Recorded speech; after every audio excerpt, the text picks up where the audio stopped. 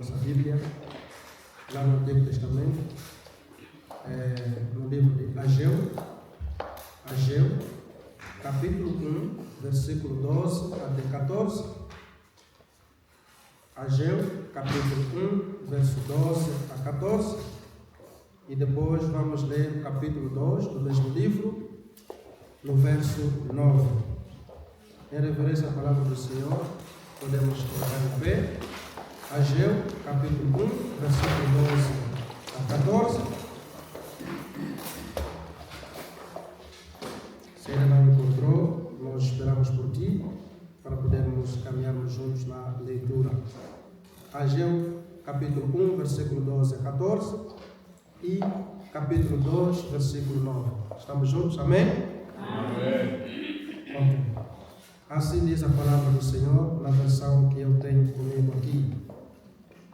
Zorobabel, filho de Salatiel, o sumo sacerdote Josué, filho de Jocadac, e todo o resto do povo tiveram medo e prestaram atenção ao que o Senhor lhes disse por meio do profeta Ageu, tal como o Senhor Deus lhe mandou. Então, Ageu, enviado do Senhor, falou ao povo desta maneira em nome de Deus: eu garanto que estarei convosco. Palavra do Senhor. Desta forma, o Senhor despertou o entusiasmo de Zorobabel, governador de Judá, do sumo sacerdote Josué e do resto do povo. Puseram-se todos a trabalhar para reconstruírem o templo do Senhor, seu Deus, o Todo-Poderoso. Capítulo 2, versículo 9. Assim diz a palavra do Senhor: a grandeza do povo, ou melhor, a grandeza do novo templo será maior que a do primeiro. E neste lugar eu vos concederei a paz. Palavra do Senhor Todo-Poderoso. Alguém pode ler o versículo 9 do capítulo 2, por favor? Noutra versão diferente. A glória desta última casa será maior do que da primeira, diz o Senhor dos Exércitos. E neste lugar darei a paz, diz o Senhor dos Exércitos. Amém. Amém? Amém. Podemos sentar.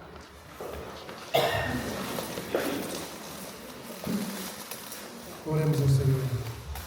Deus eterno, Deus da glória, nós te louvamos, nós te exaltamos, porque o Senhor é bom e eterna a sua misericórdia. Obrigado por estar conosco do princípio até a este momento, e contamos que o Senhor ainda estará conosco até o término e, por que não, até as nossas casas. Senhor, e esta palavra não seja arrebatada de nós, e permite que esta palavra possa trazer frutos dignos de arrependimento. Assim nós oramos em nome de Jesus. Amém. Amém. Mais uma vez, bom dia, povo de Deus. Bom dia, pastor. Nós estamos a celebrar hoje um dia festivo para a Igreja Evangélica de Angola, uma igreja que nasceu no projeto de Deus, por um grande homem que Deus levantou longe da sua terra, saindo da Europa para a África. Uma missão que Deus colocou nele, e este trabalho hoje, melhor, cresceu e hoje completa mais um ano de existência, 128 anos da existência da IEA, Igreja Evangélica de Angola. Amados irmãos, essa igreja foi fundada pelo reverendo Mateus Zacarias Tomer, deixa cair, pelo reverendo Mateus Zacarias Tomer. Por isso é que aqui a CESP também, Comunidade Evangélica Stober, em reconhecimento do grande trabalho que este homem foi fazer lá em Angola, para termos a Igreja Evangélica de Angola. Mas, que ano então foi fundada? Ou foi fundada a Igreja Evangélica de Angola? Foi fundada em 1898. Portanto, é uma igreja que já tem mais de um século. e Deus seja louvado. Passou por momentos difíceis, continua a passar por momentos difíceis, mas Deus, o dono da obra, não a deixa e nem a abandona. Amém? Amém. Amém? Amém. Amados irmãos, o tema que norteou ou que está a nortear estas festividades dos 128 anos é IEA, 128 anos de fé, gratidão e compromisso, construindo hoje para as gerações de amanhã. Sei que é longo, mas repito, IEA, 128 anos de fé, gratidão e compromisso, construindo hoje para as gerações de amanhã.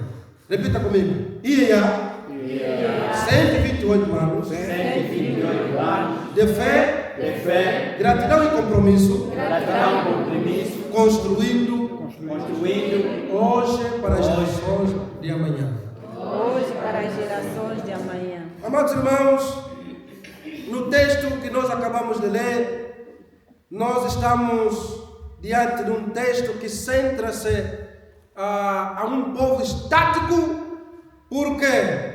Porque faz comparações do passado e da vida presente. Mas deixa-me dizer uma coisa, que a gente fala muito do templo construído por rei Salomão, depois destruído pelos babilônicos. Sim, o início e a conclusão da reconstrução do templo foi então liderada por esse grande governador, conforme o texto que acabamos de ler, Zorobabel. E o profeta Ageu era então o que incentivou o reinício das obras, porque recebeu da parte de Deus uma mensagem, uma palavra para levar ao povo. Depois, mais tarde, Esdras e Neemias saem onde estavam para ir a Jerusalém reconstruir os muros. Amém? Amém. Então o texto lido centra no encorajamento, amados irmãos, do povo judeu que ficou desanimado por comparar o templo que Salomão construiu e esse que nós vamos reconstruir. Será que vai ser igual? Não, não vai ser igual. É normal, é do hábito do homem comparar as coisas. No tempo que eu era jovem, quando eu era pequeno, quando eu era mais forte, quando eu era mais bonito. Amados irmãos, desde o Antigo Testamento tivemos homens que também passaram por essa fase, fazendo comparação. Por isso, Deus manda o profeta Ageu, diga ao povo que não faça essa comparação. Diga ao povo que não olhe por ali. Amados, por isso é que aquilo que a gente vê não é o mesmo que Deus vê. O que a gente sente não é o mesmo que Deus sente. Amados, aquilo que nós aprovamos muitas vezes não é aquilo que Deus está a aprovar.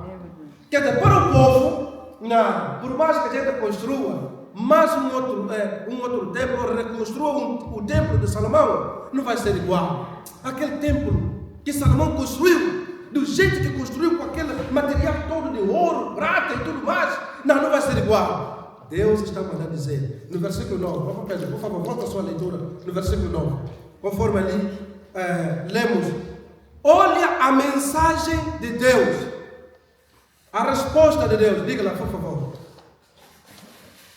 A glória desta última casa será maior do que da primeira.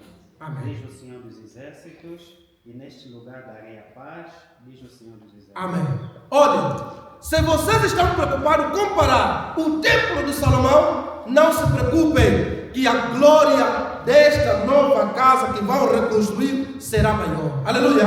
Amém. Tanto a glória de Deus será maior do que aquilo que vocês estão pensando. É o plano de pensamento de Deus. É a forma diferente de pensar do nosso Deus. Então, nesse capítulo 2, nesse versículo 9, nós podemos conseguir encontrar aqui a promessa de Deus, que está no versículo 1 até o versículo 9. Depois vamos ver a reversão da maldição para a bênção. Deus ele vai reverter toda a maldição para ser uma bênção. Também vemos a promessa que Deus vai fazer ao governador Zorobabel. Amados irmãos, no capítulo 1, versículo 12, 13 e 14 que nós acabamos de ler, Deus está a chamar o seu povo para o trabalho. Deus chama o seu povo para o trabalho, para agir, para trabalhar, para reconstruir o templo que foi destruído. Mas infelizmente, Deus identificou as prioridades que o povo tinha naquela altura. Infelizmente, Deus identificou as debilidades do povo quando sai do cativeiro para a terra prometida. E como consequência dessas prioridades que eles deram, e porque é isso que muitas vezes acontece para nós damos mais prioridade às nossas coisas, nós damos mais prioridade à nossa agenda, queremos incluir Deus na nossa agenda e não nós estarmos na agenda de Deus. Por isso é que há muita frustração na vida. Por isso é que muita coisa não dá certo, porque queremos trazer Deus para sujeitar-se à nossa agenda humana. E como consequência, houve frustração material. O que é que houve? No versículo 3 a 9 do capítulo 1. Devido às prioridades invertidas, amados irmãos, Deus permitiu a escassez, a seca na região. Eles trabalhavam exaustivamente, mas não prosperavam. O salário parecia ser guardado em bolsos e sacos vazios, em bolsos vazios. Tudo furado, não se saciavam enquanto comiam, não conseguiam se aquecer enquanto vestiam. Com o inverno, mesmo assim, a roupa que estão a usar não é suficiente. Olha o versículo 4 do capítulo 1. Acaso é tempo de vocês morarem em casas de fino acabamento, enquanto a minha casa continua destruída?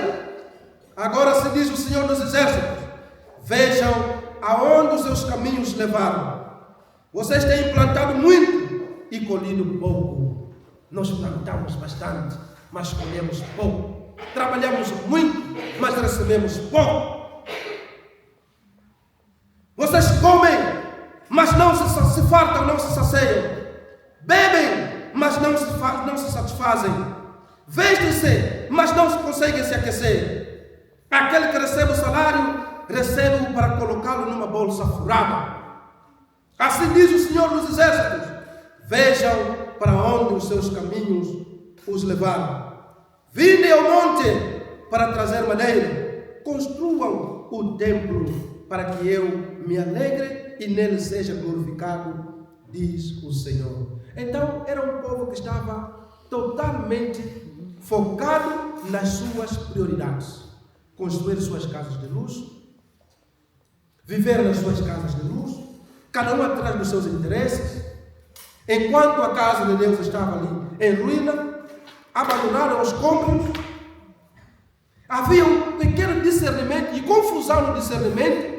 Por isso é que eles pensavam: não, ainda não chegou o dia, ainda não chegou a hora para reconstruirmos o templo. Essa resposta até hoje também existe. Não, pastor, ainda não estou pronto. Não, ainda estou a pensar. Não, pastor, estou a pensar ainda. Falta de compromisso com Deus. Há um discernimento confuso na vida das pessoas. É o mesmo que aconteceu com esse povo, igual a nós. Mas irmãos, eles fizeram uma leitura errada do passado, que por mais que a gente reconstrua o templo, não será igual ao templo de Salomão.